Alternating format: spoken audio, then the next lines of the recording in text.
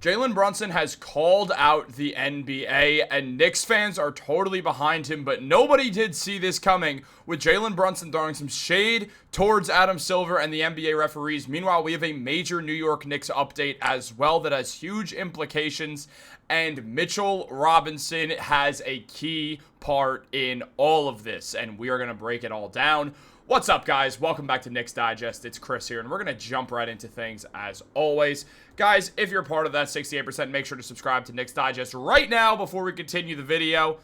Not going to wait for you, though, because I want to talk about the Knicks. So let's do this thing. Jalen Brunson, he called out the NBA, and no one would expect that. I mean, when he was named the Knicks captain, if you're the captain of a team in New York, many people expect you to kind of follow the mold of Derek Jeter, who was widely known as the captain in sports. He was the captain of the New York Yankees for a very long time, won 5 rings with the Yankees. We all know that. Aaron Judge, the current captain of the Yankees, the first captain since Derek Jeter, has also been very much on that Derek Jeter side of don't really say much to the media, keep it buttoned up. Jalen Brunson, for the most part, is a buttoned-up guy. He is pretty humorous compared to the other two guys, and again, different sport, different team. However, when you think of captain in New York, you think of kind of that Derek Jeter mold that everyone follows to at least a tiny degree.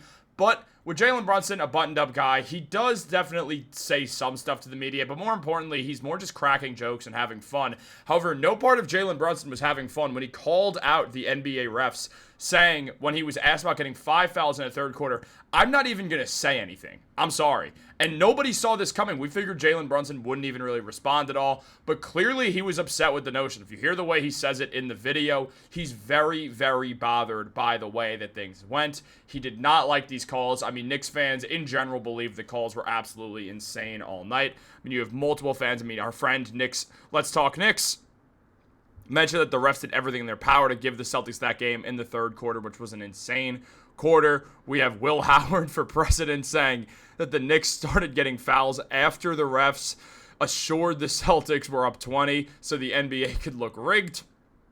We have another friend of the channel in New York basketball who said that the Knicks have 3, the Celtics have 1, and the refs have another. And then another man, Adam Silverstein, saying that if you don't see what the refs did to the Knicks, then you're blind. Look, that third quarter was absolutely insane. The calls were malicious, and the Knicks did get makeup calls at the end, so it would look closer. Everyone knew what the NBA was doing. It's not something that's lost here. The NBA, seeing that the Celtics were taking a lead, ensured to protect that by making a Game 6 in a very entertaining series, and also ensuring that there would be another game at Madison Square Garden where the NBA makes a ton of money, so you want as many games in MSG as humanly possible, including another game where Boston comes into MSG, so we could extend what has been one of the most entertaining series thus far. This was the second least entertaining game of the series, the first being the one the Celtics blew the Knicks out, and I'm not saying that because I want the Knicks to win. Obviously, I do. It's the fact that those are the only 2 games that haven't been nail-biters basically the entire time. Yes, the Knicks pulled away at the end of Game 4, but still that entire game was back and forth for the most part, mainly just the Celtics being up by 7-15, and the Knicks not letting it get any further away, eventually storming back in that comeback in the third quarter before this game evidently went the way it went. Look, the NBA is not slick here. Nobody thinks they are. We all know what this is. But at the same time, it's not just that. The Knicks did not just lose this game because the NBA rigged it. What happened, first of all, rigged is a strong word, but it was favored towards the Celtics because they're losing. And as they've said before, as former NBA players have said, you got to win by 20 to win by 5 in those closeout games when it's 3-1, 3-2. The NBA is entertainment. They want those extra games. So look, the end of it, is it rigged? Not necessarily. Was it favored? Sure. Was it the reason the Knicks lost? Not at all. Yes, it actually was a big part of it, but it wasn't the biggest part of it. The biggest part was the Knicks didn't play well enough. There's nothing that you can't argue with me otherwise. The Knicks lost that game because they played poorly. Now, people are going to be in the comments for the first 4 minutes of that video saying, well, if you think it's because of the refs, what were you watching? It's like, the game that the refs called a bunch of fouls on the Knicks that didn't exist, but whatever, sure, have your moment in time. But what really I'm talking about here is the fact that the Knicks played poorly more than anything else. If you stuck around to this point of the video, you'd know that I think that. Not to be all chippy or whatever, but Mikal Bridges even said nothing to do with the refs. We just didn't bring it defensively. Refs can't control how hard we play, and Mikal's absolutely right with Josh Hart saying, we played terrible from the top down. It was a terrible quarter. Now, this also includes Tom Thibodeau, Josh Hart. Him and Tibbs are close, but he's also going to call out the whole Knicks team. He's not going to mince words around Tom Thibodeau. That's not what Tibbs would want either. Tibbs coached an atrocious game, especially that third quarter. He continued to go with a lineup that is a net rating of minus 16.3. Any of the other most used lineups are positive. The starting lineup was minus 16.3 against the Celtics. The starting lineup played the whole third quarter. Now, I know it worked the game prior. It's not lost on me. I'm not going to pretend like it didn't to make my argument any clearer. I'm just saying, Nick should have made a sub. That was malpractice by Tom Thibodeau. Otherwise, he's coached a pretty damn good series, if you ask me, especially compared to Joe Mazzulla. I truly think he's outcoached Mazzulla the majority of the time in this series thus far. He's made adjustments that Mazzulla hasn't made, and it's led to the Knicks being up 3-2. That being said, the Knicks still need to win a game, and let's not forget the Boston Celtics are still a very good team that have only lost one game in MSG all season long while winning 4. So let's very much lock in. However, in regards to all the reffing, it is what it is. There's nothing we could really control here. It happened. It's over. Brunson's clearly pissed, rightfully so. But let's just talk about something else because we do have a major Knicks update.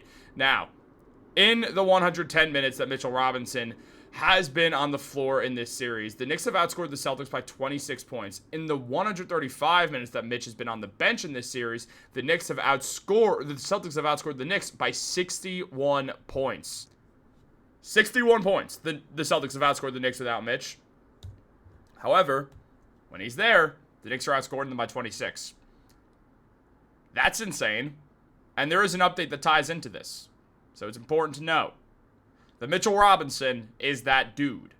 Now, we will get back to Mitchell Robinson in 1 second, but we do have an update on Precious Achiuwa, which makes this Mitchell Robinson thing big. Because Mitch, he's been subbed out for Achiuwa here and there because of the lack of hitting free throws and the hack of Mitch moments. But Mitch went 6 for 6 from the line. He even changed his shot form, and he looks a lot more comfortable at the line right now. However, what we've also seen is that Precious Achiuwa is questionable with a right ankle sprain in Game 6. This is the first time in the series the Knicks have listed a real injury. So Achiuwa is dealing with ankle problems, meaning if Hakamich is working for the Celtics, they might not have Achiuwa to come in and play that center role, which is going to make things a lot more interesting in this upcoming Game 6.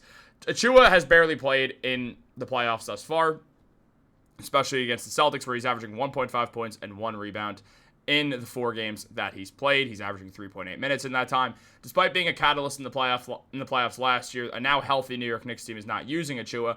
Achiuwa's probably on the way out from the Knicks anyway, but it is important to note that we will not be seeing Precious there. Meanwhile, Mitchell Robinson this series has been downright phenomenal. He's getting 9 points per game, or 9 rebounds per game, 5 points, and a steal as well. We're watching Mitchell Robinson play the best basketball he's played all season long thus far, so it is great to see that. I mean, Mitch had a phenomenal game, 8 points, 13 rebounds, had a block to his name as well, 2 steals. He played phenomenal basketball, and he's going to need to hit his free throws because we don't have Precious Achiuwa.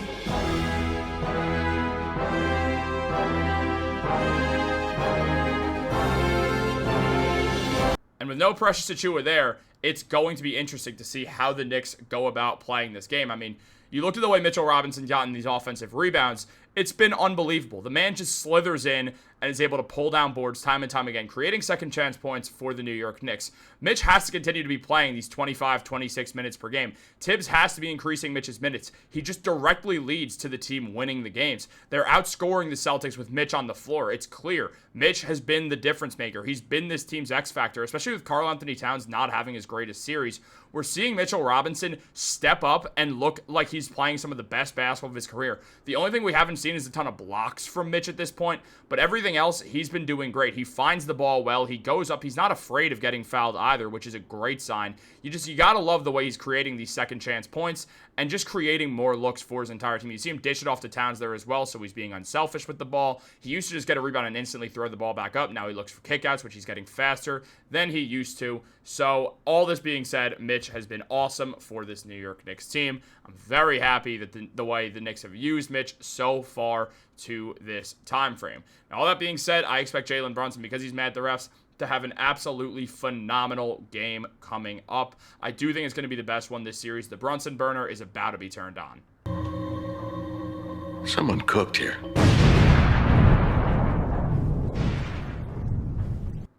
So get ready. Guys, if you like this video, make sure to subscribe to the channel and turn on post notifications.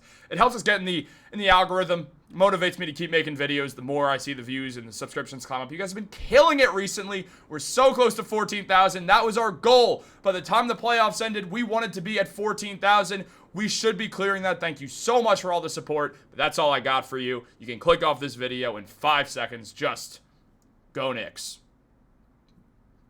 Close enough to 5.